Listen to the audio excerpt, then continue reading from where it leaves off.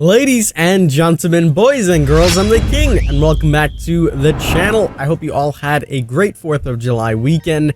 We are back making videos and streaming, so let's jump on into today's video. And as you can read by everything, today we're having a Springtrap theory in DBD. Now, I need to put it out there. I still don't think that Springtrap is going to be coming out into DBD. And as I said in my last video, frankly, I wouldn't mind if he came or if he didn't come at all. You know, I don't really have the hype for Five Nights at Freddy's to come on into Dead by Daylight. Nonetheless, there are a lot of people that really want this chapter to come on out. In fact, there's so much stuff that we can talk about that we're making this entire video on it. So, before we jump on into this, we are live on Twitch if you guys want to come and chat about this or anything like that. And in addition, please consider subscribing as we're nearing 100,000 subscribers. We're currently at 80,000, so it would mean the world to me if you hit that subscribe button down below. With that being said, let's talk about why this theory is alive and what's been going forward. So, as soon as the new chapter, which is going to be coming out in about a month and a half, was announced to be licensed unofficially, the hype train started going and everybody started speculating on who this new killer could be. Now, obviously, a lot of the favorites from the last time we theorized everything came back naturally, as there's still a lot of evidence pointing to them, such as Candyman, and Polyester has made a beautiful video on that. However, someone arose from the deep dark shadows, and that was Springtrap. In fact, the hype for Springtrap is so high right now. We have fan-made music going around from multiple people about how this would sound if it was in DBD. We have multiple people in the comment sections every single time saying how well the lore could work in DBD, what kind of map they can have, the survivors they can include, which is mind-blowing to even think about that there's so much hype for this. Now, I need to talk about a little bit of evidence, so to speak. Not really evidence in the sense that it's going to come, but evidence in the sense that this theory is well and alive. So, the most popular Five Nights at Freddy's creator has actually tried to get in contact with the creator of Five Nights at Freddy's to ask him if FNAF can come on into DBD, which is already on its own mind-blowing, going straight to the source and asking them if they can make a collab to come on into DBD.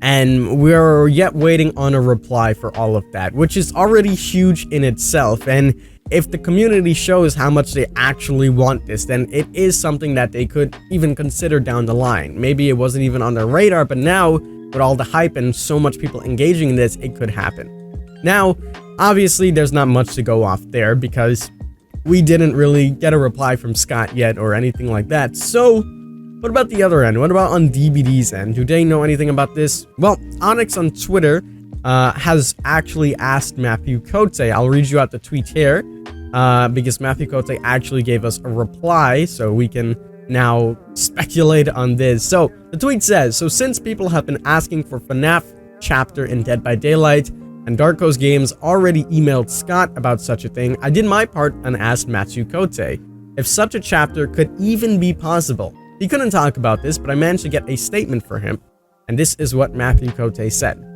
Obviously, anything that has been discussed, that is discussed currently or might be discussed in the future, is top secret and can't be commented until it's time to reveal. So that was essentially what he said. So Onyx wraps up this tweet and says, this means a FNAF chapter could be possible in the future. Thank you again, Matthew Cote, for answering the question. It made me feel like a true journalist. Now only to wait the answer from Scott. There we go. We got a actual answer from Matthew Cote. So now if they weren't aware of all the hype and all the speculation that people were talking about, they can look more on into this and see that, hey, the people actually want a chapter like this, believe it or not. And they're even going so far to email the creators of Dead by Daylight and Five Nights at Freddy's, and hell, maybe they can get to talking and create some type of chapter since the hype is indeed there. So we'll have to wait and see exactly what's going to happen with this, but that's essentially new things to discuss in the community. I'm sure a lot of you guys have already seen this, or for those of you that haven't,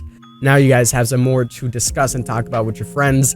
And yeah, it's quite interesting to have a discussion about all of this and to see where it can actually go. You know, it's always fun making theories. I remember when all of the Silent Hills theories came out, and Lydia made a beautiful theory, like, you never know what can come out from any of this. So never rule out anything. Even Matthew Cote said it himself.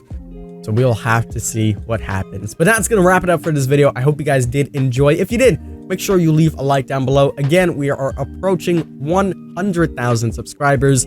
So I'd appreciate it if you hit the subscribe button down below. And we are live on Twitch if you want to talk about any of this. We'll be live for quite a while. We're starting off a new schedule since we just got partnered. And we're going to be using that.